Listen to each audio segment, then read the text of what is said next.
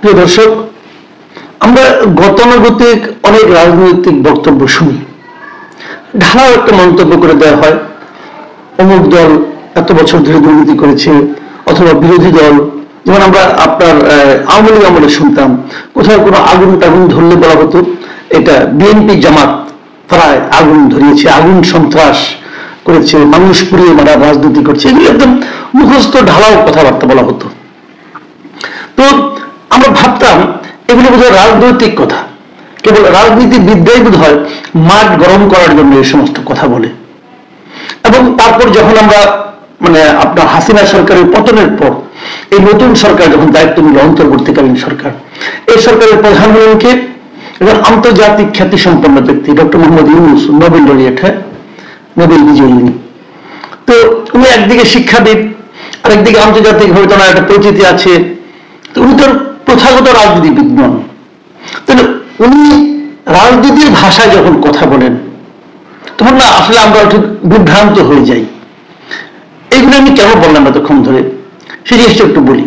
যেমন শনিবার যে বিশ্ব নারী দিবস ছিল, এই নারী দিবস উপলক্ষে, আন্তর্জাতিক নারী দিবস উপলক্ষে একটা সমাবেশে উনি বক্তব্য দেন।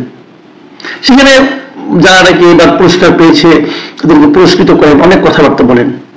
তার ফাঁকে উনি একটা কথা বলেছেন, সেই জিনিসটা কি, যে আমি আপনাদের হুবহু পড়ে শোনাই, যে প্রতীত স্বৈরাচার দেশে নৈরাজ্য সৃষ্টি করতে বিপুল পরিমাণ অর্থ বিনিয়োগ করছে।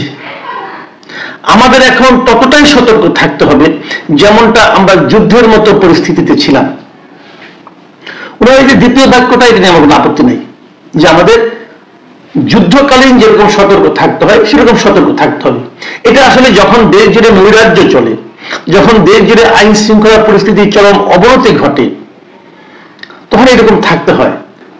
এই যে সতর্ক থাকার বিষয়টা, এটা নিয়ে আমার কোনো আপত্তি নাই, সতর্ক থাকতেই হবে।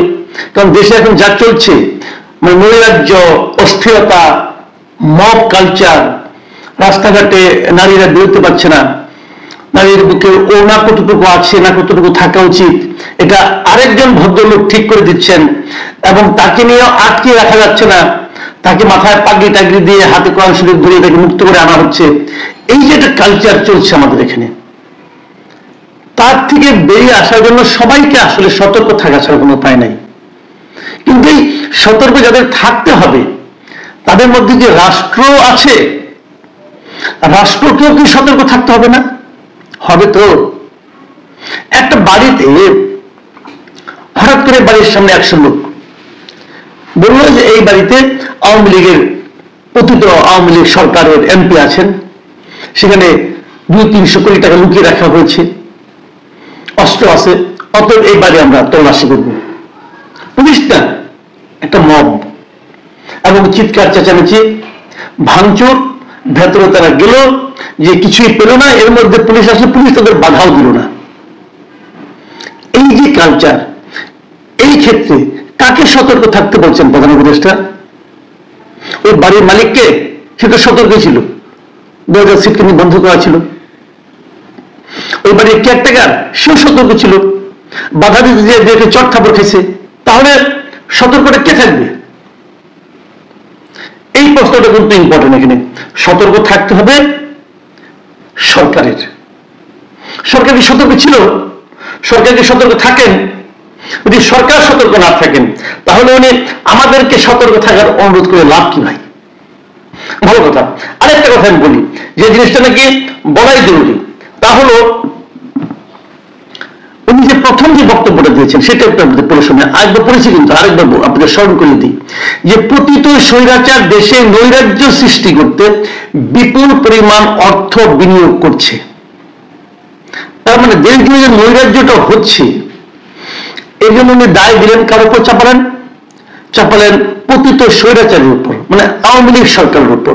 আওয়ামী লীগ যারা ছিলেন, আওয়ামী লীগের যে সরকারটা ছিল, সেই সরকার তো পতিত হয়ে গেছে, তারা এখন নাকি দেশ জুড়ে এই নৈরাজ্যগুলি কায়েম করছে।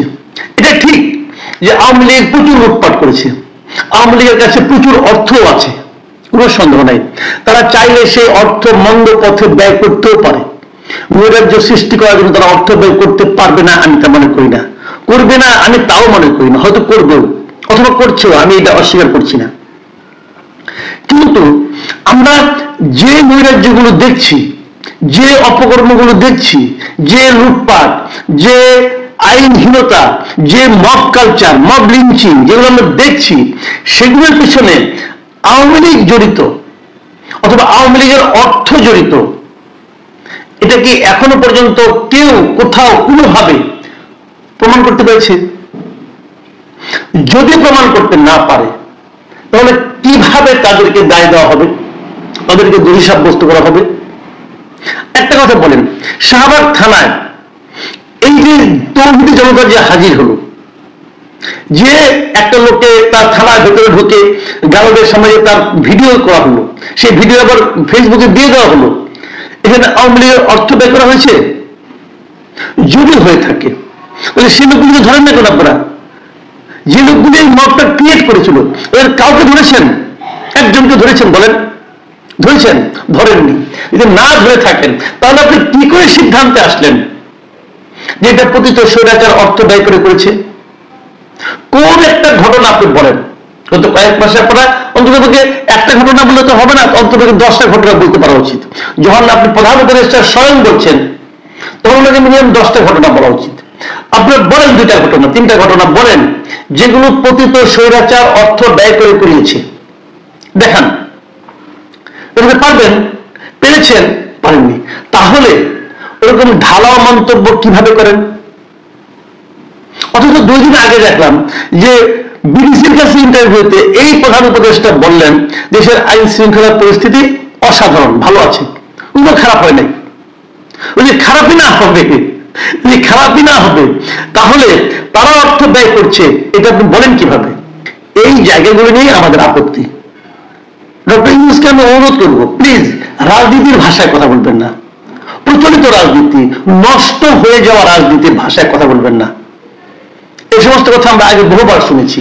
নিজের অযোগ্যতা ঢাকার জন্য অন্য কারোর উপর ঢালাও অভিযোগ করা, এগুলো শুনতে দেশের মানুষ আর আগ্রহী না, তারা পছন্দ করে না। আপনি একটা বড় দায়িত্ব নিয়ে ক্ষমতায় বসেছেন, আপনি যেভাবে কথা বলেন এটাকে সেন্সিবল কথাবার্তা মনে করা হয় না, মনে করা যায় না। আসলে আপনি কোনো দায়িত্ব নিচ্ছেন না। আপনি বলছেন আমরা দেখি, চেষ্টা করি, আমরা এই এই জগতের লোক ছিলাম না, এই জগতের লোক ছিলেন না, এই বিষয়ে জানেন না, দায়িত্ব নিতে গেলেন কেন? কারণ এখানে দায়িত্ব নিতে আপনারা না পারেন, এটা তো আপনার একা ব্যর্থ হবে না, পুরো জাতি এতে ক্ষতিগ্রস্ত হবে। পুরো একটা জাতিকে আপনার নিজস্ব ব্যক্তিগত এক্সপেরিমেন্ট করার জন্য আপনি পুরো একটা জাতিকে ঝুঁকির মুখে ফেলতে পারেন? উচিত হবে? হবে না। আপনি নিজে আনারি এবং সব থেকে আনারি লোককে আপনি কালেক্ট করে নিয়ে আসছেন, এনে আনারি প্রক্রিয়া দেশ চালাচ্ছেন এবং পলিটিক্যাল লিডারের ভাষা শিখে ফেলেছেন এর মধ্যে 7 মাসে, শিখে এখন আপনি বলতেছেন যে এটা পতিত স্বৈরাচার চালাচ্ছে। পতিত স্বৈরাচারে কেউ তো নাই রে ভাই দেশে, এত গড়ের উপর আছে। যাও দু একটা দেশে ছিল চুপচাপ, ওদের শান্তিপূর্ণ জীবনযাপন করতেছিল, ঘরের মধ্যে চুপচাপ ঘুমাইছিল, তাদের ডেভিল হান্টের মাধ্যমে তাও তাদেরকে ধরে ফেলেছেন। আর যদি তারা থেকেও থাকে ওদের দমন করার দায়িত্বটা কার? আপনার তো, সেটা আপনি পারছেন না কেন? আমাদের দেশের এই যে প্রবণতাটা, যে অন্যের উপর দায় চাপানো, নিজের অযোগ্যতা, নিজের অক্ষমতা অজুহাত হিসাবে অন্যের উপর দায় চাপানোর যে প্রবণতাটা,